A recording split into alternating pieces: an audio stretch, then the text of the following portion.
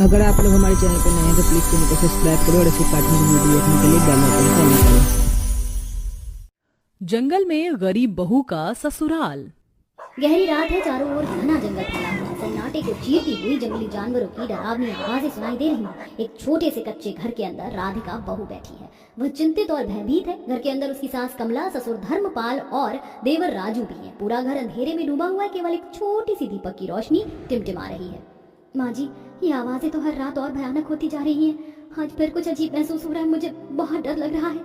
बाहर से भयानक जानवरों की आवाज सुनकर राधिका और सभी लोग ज्यादा डर जाते हैं। बहू, मुझे पता है तुम्हारा डरना स्वाभाविक है, पर हम क्या करें? हमें इस जंगल में रहने की आदत डालनी होगी।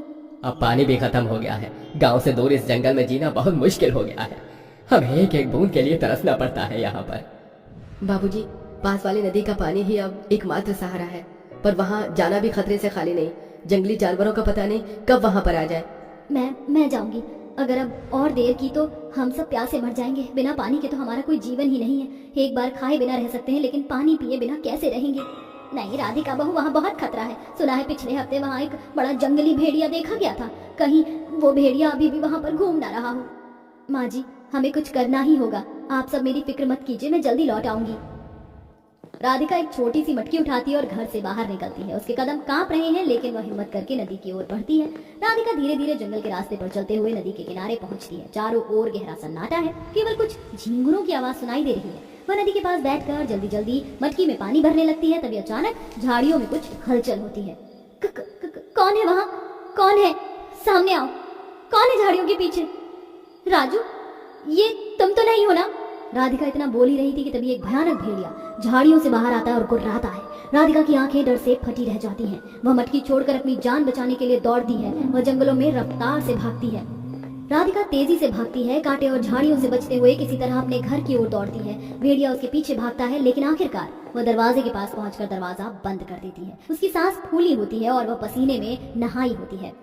हाँ, माँ जी, बाबूजी, भेड़िया भेड़िया तो वहाँ। मैं किसी तरह बचकर आई हूँ। माँ, बाबूजी, हमें और इस नरक जैसी जिंदगी में कब तक रहना पड़ेगा? ये जंगल अब हमारे लिए और खतरनाक होता जा रहा है।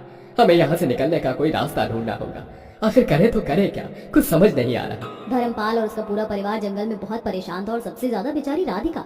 शादी के बाद से ही वह जंगलों में अपने ससुराल वालों के साथ रह रही थी। उसे जंगलों की आदत नहीं थी और वह हमेशा डरी हुई, घबराई हुई रहती थी। घर से बाहर कदम रखना तो उसके लिए एक जानलेवा था, लेकिन उसे ऐसी जिंदगी अपने ससुराल वालों के साथ क्यों बितानी पड़ रही थी? आखिर ऐसा भी क्या हुआ था? चलिए, ये जानने के लिए कहानी में थोड़ा पीछे चलते हैं। धर्मपाल एक हंसते खेलते गांव का मुखिया है। गांव के लोग उसे आदर से देखते हैं, लेकिन धर्मपाल का छोटा भाई भैरव उससे जलता था। भैरव हमेशा धर्मपाल की लोकप्रियता से ईर्ष्या करता रहता था। धर्मपाल जी हमारे गांव के लिए हमेशा खड़े रहते हैं। ये सच्चे मुखिया है। ऐसा मुखिया एक पूरे गांव को एक साथ लेकर चलता है। अच्छा हुआ कि धर्मपाल जी हमारे गांव के मुखिया है।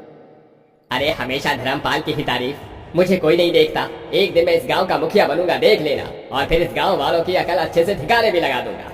भैरव धीरे धीरे गांव के लोगों को धर्मपाल के खिलाफ भड़काने लगता है। वह उनके कान भरता है कि धर्मपाल अब गांव का ख्याल नहीं रखता। वह गांव वालों का फायदा उठा रहा है और अपने फायदे के चलते में वह किसी की परवाह भी नहीं कर रहा। भाइयों, क्या आपने देखा कि धर्मपाल पहले जैसा नहीं रहा? अब वो गांव की नहीं सुनता। हमें एक नया मुखिया चुनना चाहिए जो हमारी समस्याओं को सुने। देखो, वो मेरा सगा भाई है, लेकिन मैं तो इस गांव की भलाई चाहता हूँ। और अगर तुम इस गांव की भलाई नहीं चाहते हो तो कोई बात नहीं। शायद भैरव सही कह रहा है। अब धर्मपाल में पहले वाली बात नहीं रही। इसी की वजह से हमारे गांव की तरक्की भी सही से नहीं हो रही है।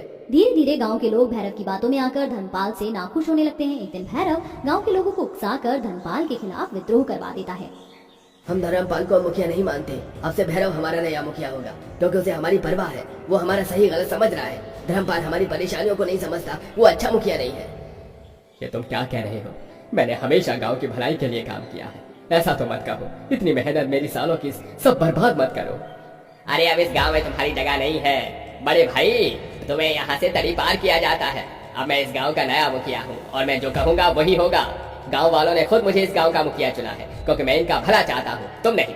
भैरव ऐसा कहकर धर्मपाल और उसके परिवार को गांव से तड़ी पार कर देता है। धर्मपाल और उसका परिवार गांव छोड़ने पर मजबूर हो जाता है। पूरा परिवार जंगल में रहने के लिए मजबूर हो जाता है, क्योंकि उनके पास अब और कोई ठिकाना नहीं था। ये सब होने के बाद ही धर्मपाल ने अपने बेटे की शादी राधिका से करवाई थी और राधिका अपने जंगल के ससुराल में आई थी। राधिका घर के अंदर बैठी है। सभी लोग चिंतित हैं। मैंने कभी नहीं सोचा था कि हमें इस तरह जीना पड़ेगा। यहाँ जंगल में रहने की जिंदगी बहुत कठिन है। यहाँ हर एक चीज के साथ संघर्ष करना पड़ता है। हम लोग ऐसी जिंदगी जीने के लिए नहीं है। हाँ बहू, हमने गांव वालों की भलाई के लिए अपना सब कुछ दिया, लेकिन मेरे ही भाई ने हमारे साथ धोखा किया और गांव वाले भी हमारे खिलाफ हो गए। हम तो चाहकर भी गांव में नहीं रह सकते क्योंकि हमें वहां से तड़ी पार कर दिया गया है। अगर हम वहां गए तो जो हमसे बोलेगा बतलाएगा उसे भी गांव से तड़ी पार कर दिया जाएगा। अब हमें इस जंगल में ही जीना सीखना होगा। इस उपाय के अलावा और कोई चारा नहीं है। हमें अपनी लड़ाई खुद लड़नी है। हम हार नहीं मानेंगे। अगर हमें यहाँ रहना ही है तो हमें इन खतरों का सामना करना सीखना होगा, वरना हमारे आगे के लिए अच्छा नहीं है। तुम सही कह रही हो बहू, हमें इस जंगल को ही अपना घर समझना होगा। अब से ये जंगल ही हमारा घर है। धीरे धीरे राधिका का परिवार जंगल में रहने की आदत डालने लगता है। वे जंगल के खतरों से बचने के नए तरीके खोजते हैं। कई बार वे जंगल के जंगली जानवरों से भी अपनी जान बचाते हैं और अब उन्हें ये जिंदगी थोड़ी लाजवाब लगने लगती है। उधर गांव में भैरव अब मुखिया बन चुका था, लेकिन उसका व्यवहार कठोर हो गया था। वो गाँव वालों की समस्याओं की अनदेखी करने लगता है। भैरव तो पहले जैसा नहीं रहा। उसने हमसे वादा किया था कि वो हमारी समस्याओं को हल करेगा, लेकिन वो तो अपनी ही धुन में मस्त है। पूरा 1 महीना हो गया है और हमारे खेतों को पानी तक नहीं मिला। भैरव तो हमारी बात सुन ही नहीं रहा। हम करे तो करे क्या? शायद हमसे गलती हो गई। धर्मपाल जी ही हमारे असली मुखिया थे। उन्होंने हमारी कितनी मदद की थी, कितना कुछ किया था उन्होंने हमारे लिए, और कभी हमारे साथ कठोर व्यवहार तक नहीं किया। कहीं हमने मुखिया चुनने में कोई गलती तो नहीं कर दी? गांव वालों को धीरे धीरे अपनी गलती का एहसास होता है। वे महसूस करते हैं कि धर्मपाल उनके लिए सच्चे दिल से काम करते थे। अब उन्हें अपनी गलती का एहसास तो हुआ, लेकिन मन में अभी भी बहुत कुछ चल रहा था। ऐसे ही कुछ दिन बाद जंगल में एक दिन गांव वालों का एक समूह जंगली जानवरों के हमले से बचने के लिए भागता है। तभी धर्मपाल और उसका परिवार उन्हें बचा लेता है। धर्मपाल जी, अरे तुम लोग ठीक तो हो ना? कहीं चोट तो नहीं आई? आपने हमारी जान बचाई, हमें माफ कर दीजिए। हमने आपके साथ अन्याय किया, फिर भी आपने सब कुछ नजरअंदाज करके अपना कर्तव्य निभाया, जैसे हमेशा से निभाते आए हो। मैंने हमेशा गांव की भलाई चाही है।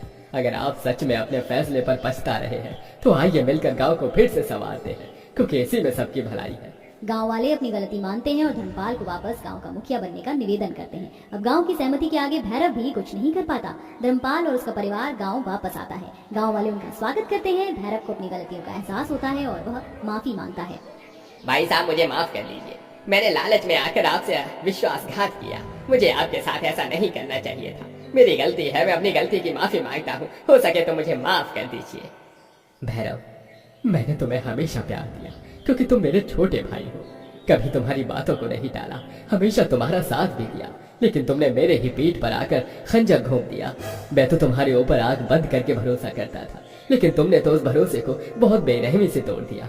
लेकिन देखो, आखिरकार सब कुछ वही हुआ जो होना चाहिए था। हाँ बाबूजी, आखिरकार में सब कुछ ठीक हो ही गया।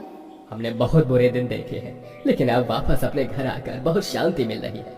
भैरव, मुझे तुमसे कोई गिला शिकवा नहीं है, लेकिन याद रहे ऐसी गलती दोबारा मत करना। ठीक है भैया। इसी तरह पूरा परिवार वापस गांव जाकर खुशी खुशी रहने लगता है। तो दोस्तों, क्या आपने कभी ऐसे खूंखार जंगल में रहने का एक्सपीरियंस लिया है? कमेंट करके हाँ या ना में जवाब जरूर दें।